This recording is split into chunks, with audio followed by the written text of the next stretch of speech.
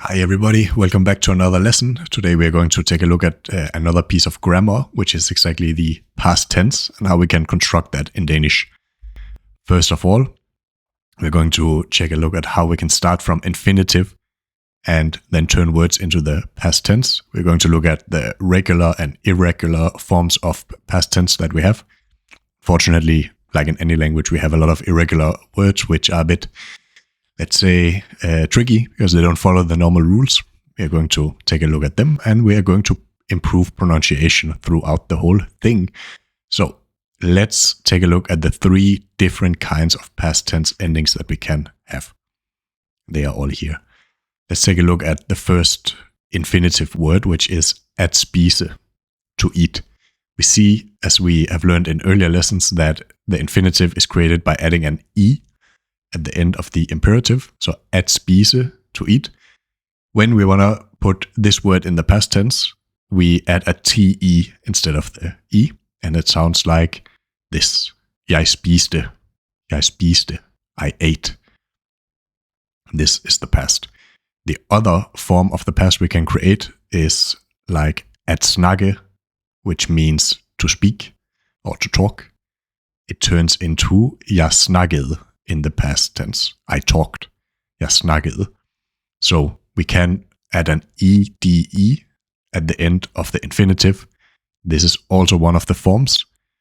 And then lastly, this is a couple of irregular forms, and let's go through them one by one.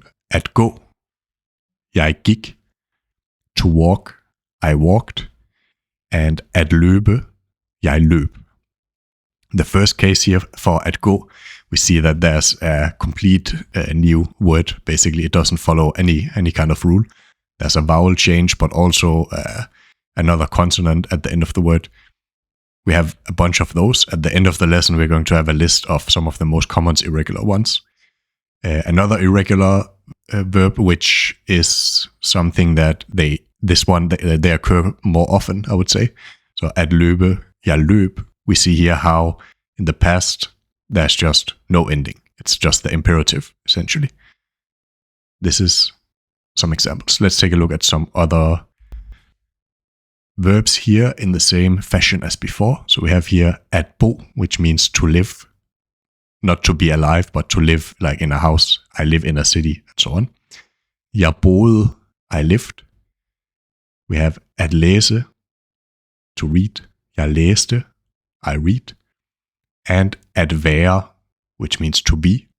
Jeg var, I was. Probably the most important verb. And this is irregular. And this is also regular in the past tense. Now, how do we conjugate it in the different persons? Finally, something comes up which makes it easy, which is it's the same for every person. Jeg var, I was. Du var, you were. Han, hun, den, det var. He, she, it, is, were, was. Vi var. We were. I var. You were. De var. They were. The same all the way. And this is for an irregular past tense verb. Let's take a look at a regular one. Here we have læse, at læse, exactly the same. Jeg læste, du læste, han, hun, den, det læste, vi læste, I læste, de læste. No change. Very easy to remember. And just to make sure that we have covered it all, this also, of course, works for the past tense words which ends with ede. Jeg boede, du boede, han, hun, den, det boede, vi boede, I boede, and de boede. Very good. Now, let's take some examples and look at them in the form of some sentences here. First off, we have at være i skole, to be in school. Now we want to take a look at the present tense and the past tense to compare them. In the present tense, at være i skole would be jeg er i skole. I am in school.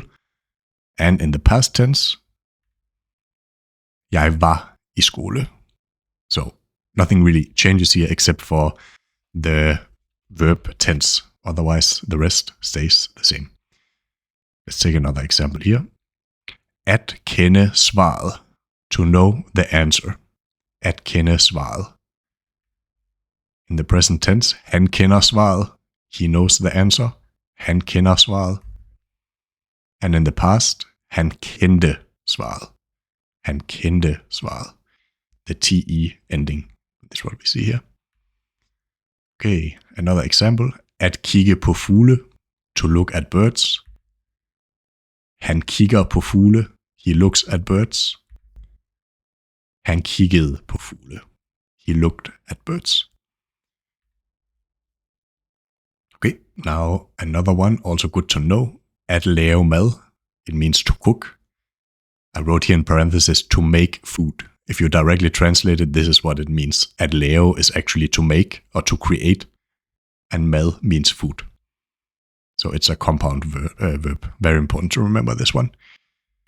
In the present tense, du laver mad. You are cooking. You are cooking. And du lavede mad. You cooked. Du lavede mad. You cooked.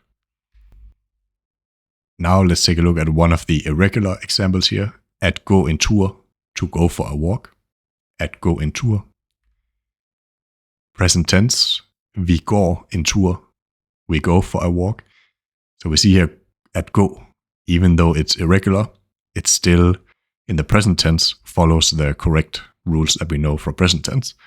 But in the past, it turns into gik. So vi gik en tur. We went for a walk.